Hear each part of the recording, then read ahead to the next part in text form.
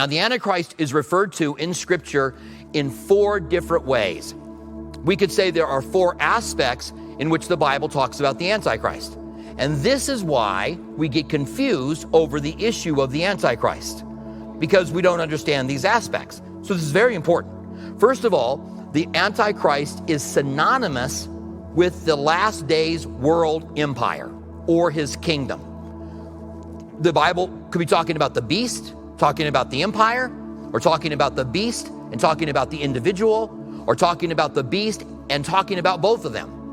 In the same way that Hitler was synonymous with the Third Reich or with Nazi Germany. You could talk about the atrocities of Nazi Germany and you're talking about the atrocities of Hitler. If you talk about the atrocities of Hitler, you're talking about the atrocities of the Third Reich. They're all connected together. So the Bible does that. The Bible, the Antichrist is going to have great atrocities, but in the time that he is ruling, when he gets his reign, he is going to have great atrocities, and the Bible refers to his kingdom and him synonymously. And so just understand that, and it will save some confusion. What happens is that people argue, is he talking about the kingdom or is he talking about the Antichrist?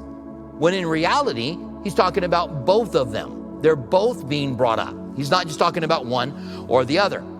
Number 2, the spirit of the Antichrist is already here.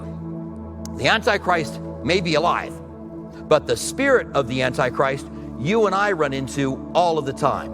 It is the spirit that's in the world. In 1 John 4:3, it says, every spirit that does not confess Jesus Christ has come in the flesh is not of God. And this is the spirit of Antichrist, which you have heard was coming and now is already in the world. So during John's day, Antichrist was already there. You run into Antichrist when you run into somebody who hates you just because you're a Christian, or somebody who wants to tear you down, somebody who wants to attack the things of God, someone who wants to make fun of you and mock you for what you believe. That's the spirit of Antichrist that's already in the world. Number 3, there are many antichrists. There's not just the Antichrist. When we talk about the Antichrist, we're talking about the son of perdition, that man at the end of the age, which will be here when Jesus returns and destroys him in the brightness of his coming. But in 1 John 2:18, it says, little children, it is the last hour.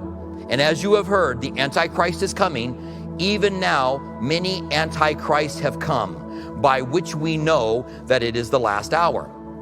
Now, some have pointed out that Jesus said, only my Father in heaven knows when I'm going to return, not even the angels of heaven. Now, since Satan is a fallen angel, he doesn't know when God's going to return. Now, I assume he's pretty good at the signs of the times, but also he may be a bit confused.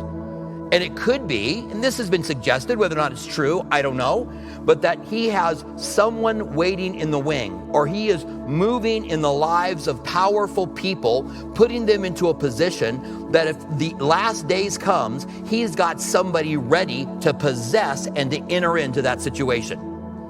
It could explain a lot of people in history. It could explain Hitler. Hitler was so much like the Antichrist.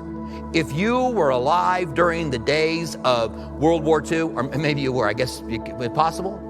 Yeah, but definitely possible, right? If you were alive during those days and you knew the Bible, you might think, if it was happening today, if I was teaching and this was 1942, I would be like, it's the end, folks. Get ready, because Jesus is coming back. Because you got Hitler attacking the Jews, and we've seen that happens here, right? In the book of Revelation. That was the last chapter. And so he's got people that are always prepared and always ready.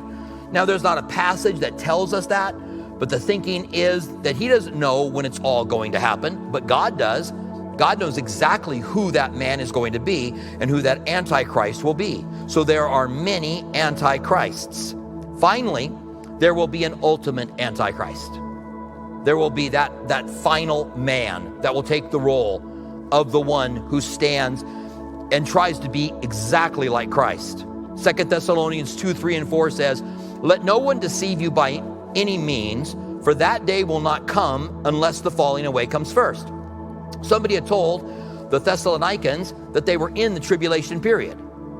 And so Paul writes them a letter and says, don't be deceived. That's even a letter from us. For the day will not come unless the falling away comes first. Now, the falling away may be the great apostasy. We may be seeing that in our day with a lot of Christians deconstructing their faith. That may be the great falling away. Some believe it's the gathering of the saints together with the Lord in the air.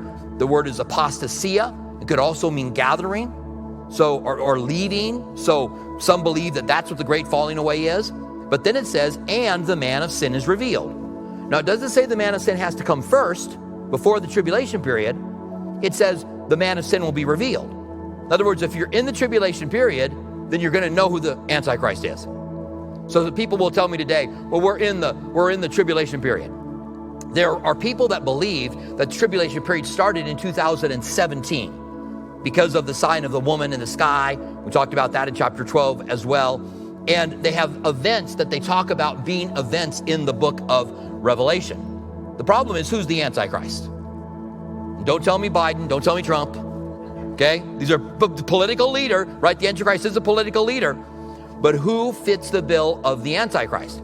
So the falling away will come first, and then the Antichrist will be revealed. This is what it says about him. The man of sin, the son of perdition, who opposes and exalts himself above all that is called God and that is worshipped, so that he sits as God in the temple of God, showing himself that he is God. So the Antichrist is acting like the Messiah. He's acting like Christ incarnate. He's setting as if he's God. He's saying, I am God come to earth. That's what people believe about the Antichrist. That's the ultimate spirit of the Antichrist. Jesus was God incarnate. The Antichrist will try to be like and make people think that he is God incarnate. And there's an event here that we're going to see that really brings people to that place.